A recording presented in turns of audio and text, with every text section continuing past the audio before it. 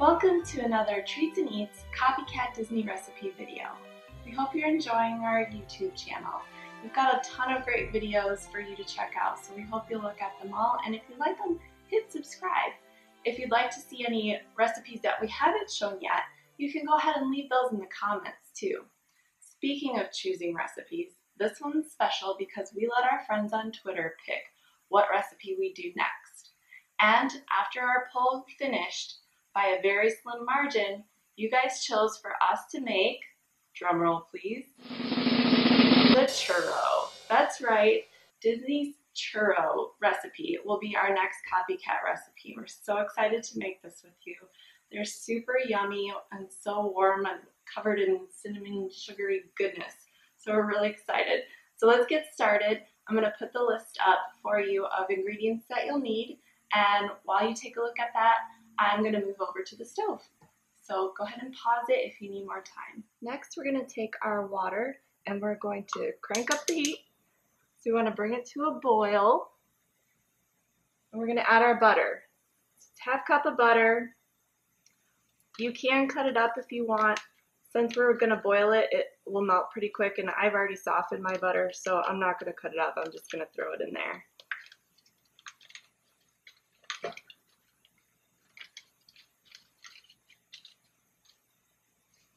I'm going to bring that to a boil.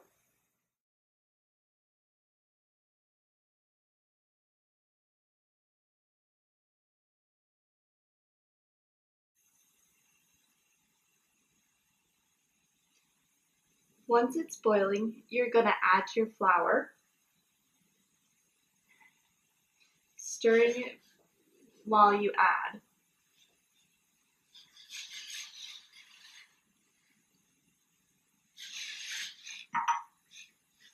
Then you're going to reduce the heat to low and stir vigorously until it forms like a ball almost of dough.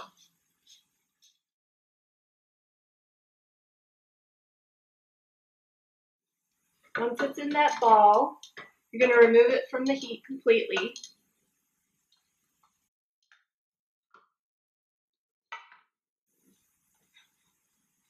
Just make sure all that flour is mixed in there.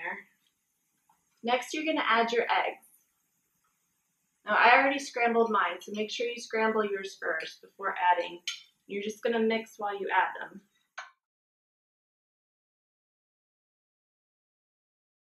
We're going to let this cool just a little bit, and we're going to go get set up for the next part. Now that our dough is ready, we're going to take some steps to prepare for frying it. You want to make sure you have all of this at hand because it moves pretty quick once the frying process starts. I have my oil going on the stove, it's heating up, and I have a special thermometer that I use. It's a candy thermometer, but it also works with deep frying in oil.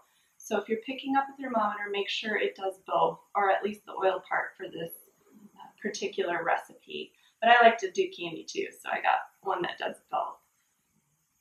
Here you'll see I have my plate with paper towels on it.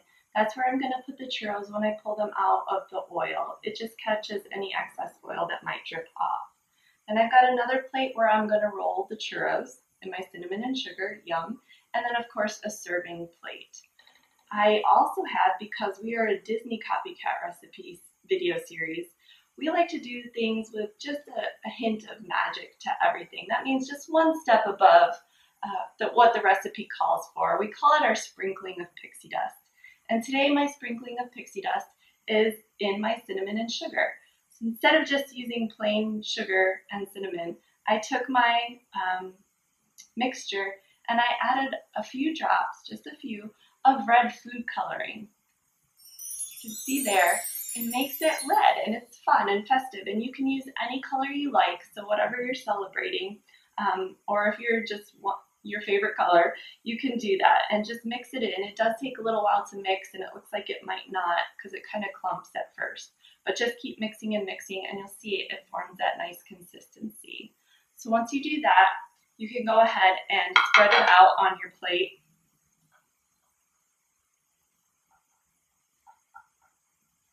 For rolling your churros.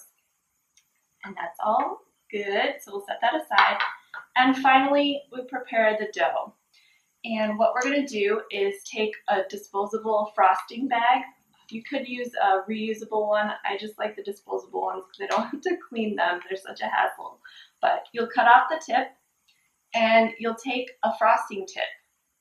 This one is Wilton's 1M, and you can see it's got a nice big star pattern to it. And you want, the bigger the tip, the bigger the churro. So these will be even probably a little slimmer than the ones at Disney.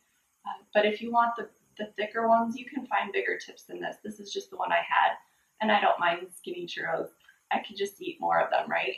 And they'll make me skinny, skinny churros. So you cut off the tip and you drop in your frosting tip down the bottom. Make sure it's nice and snug in there. And then roll down the ends.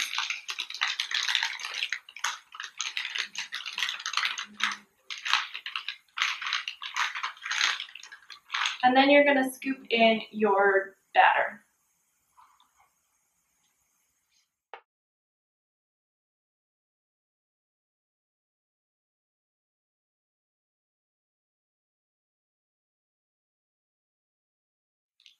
And it's ready to go. Now, if that looks kind of hard for you, what a lot of people like to do is take a really big cup and set this down in it and fold the edges over the rim of the cup.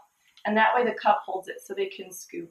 And it makes it just a little bit easier, but I'm a professional, so I could do it like that. But it's ready to go. So, and before we move back over to the stove, I want to mention one other thing, is that you're gonna wanna have a knife and something to flip the churros over with. So something that can withstand that high heat so you can get in there and flip them over. And then the knife is for when you're piping them, so you can pipe and then cut, because otherwise it's just gonna keep coming and coming. So you're gonna wanna have those two things ready over by your frying pan as well. So let's go ahead and move back over to the stove. Our oil is now heated to 375, a little bit less, 370, around there. And we're gonna go ahead and pipe in our churros. Got our pipe and our knife. You're just gonna wanna do as long a strip as you can fit. And you're gonna wanna do 2 or 3 churros at a time.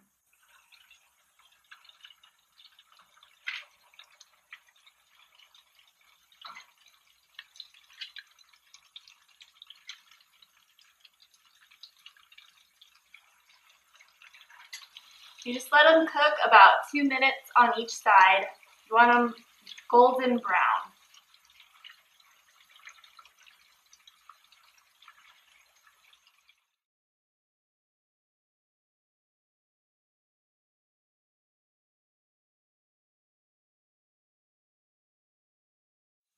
While I let these fry, I'm gonna go ahead and roll the ones that I already have done, because you want them still warm when you roll them in your cinnamon and sugar.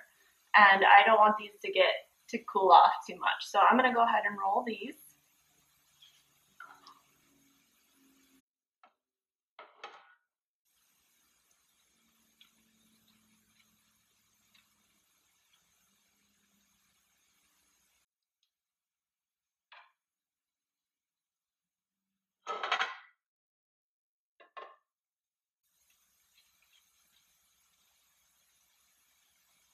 And stick them on my serving plate.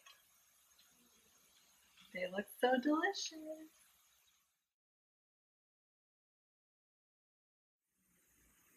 And here is our completed version of our churros. Don't they look delicious? Oh my gosh, I can't wait to try one. These are great for picnics, family reunions, baseball games. Just make sure that you serve them as close to when you fry them as possible, because that's when they taste the best, when they're warm and gooey straight from cooking them. Or you could just serve them as an afternoon snack for when your kids get home from school.